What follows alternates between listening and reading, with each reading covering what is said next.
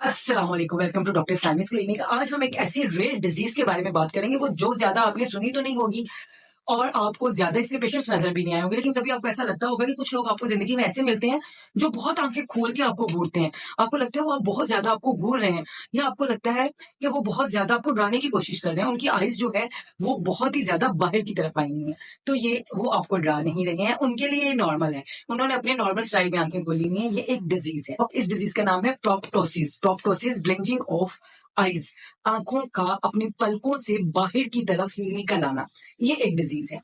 तो आज की वीडियो में हम देखेंगे कि प्रोप्टोसिस की रीजंस क्या हैं और इसको हम कैसे मैनेज कर सकते हैं और इसकी मैनेजमेंट में होम्योपैथिक अपना क्या किरदार अदा करती है। तो वीडियो को स्टार्ट करते हैं। I am doctor Smina Sami. Proptosis आंखों के बाहर निकल आने की बीमारी, ब्लिंचिंग ऑफ आईज। होता क्या है कि आंखों को होल्ड करने के लिए अल्लाह पाक ने हमारी आंखों के गिर्द मसल्स लगा रखे हैं।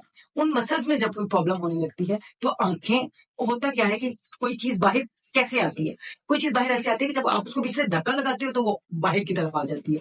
तो इट्स मीन प्रोप्टोसिस में भी ऐसा ही होता है कि कोई चीज जो है उसे पीछे से पुश कर रही है कि आंखों का जो आई बोल है वो पलकों से बाहर की तरफ निकल आया है।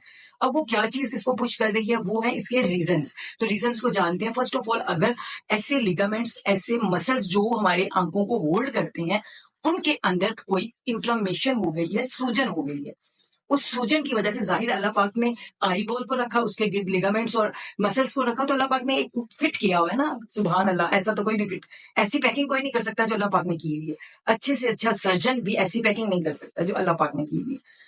तो जो अल्लाह पाक की पैकिंग है, तो जब वो मसल्स हैं उनके अंदर इन्फ्लेमेशन होती है, सूजन होती है, तो वो आइस को थोड़ा सा बाहर की तरफ धकेल देते हैं, जिससे प्रोप्टोसिस या ब्लिंचिंग ऑफ आइस की डिजीज हो जाती है। उसके बाद अगर आई के पीछे कोई ट्यूमर है, कोई ट्यूमर बन रहा है, वो ट्यूमर बड़ा हो रहा है, वो स्पेस ले रहा है और वो आइस को बाहर की तरफ पुश कर रहा है।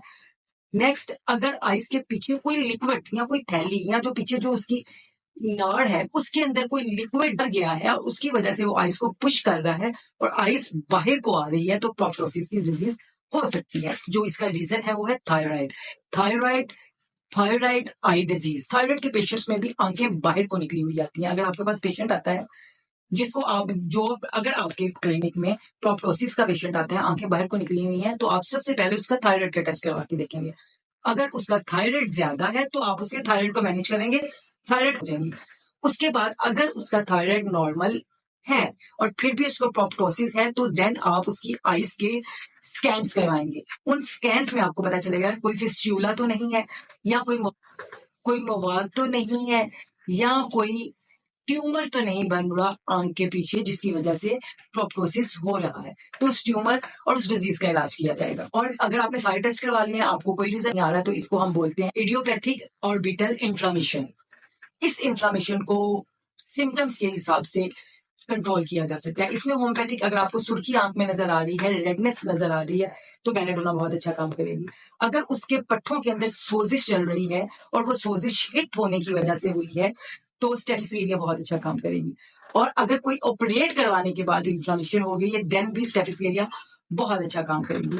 अगर उसके मसल्स वीक हो रहे हैं तो रूटा बहुत अच्छा काम करेगी। अगर उसके मसल्स वीक होने के साथ साथ लागर हो रहे हैं तो प्लम्बम मेट बहुत अच्छा काम करेगी। तो ये homeopathic medicine according to symptoms दी जा सकती है। आई होप सो ये इन्फॉर्मेशन आपके लिए बेनिफिशियल होगी। आप प्रोप्टोसिस, ब्लिंचिंग ऑफ आईज की डिजीज से आशना हो गए होंगे। तो इंशाल्लाह मिलते हैं नेक्स्ट वीडियो में नेक्स्ट टॉपिक के साथ। तब तक के लिए अल्लाह हाफिज। पाकिस्तान जिंदाबाद।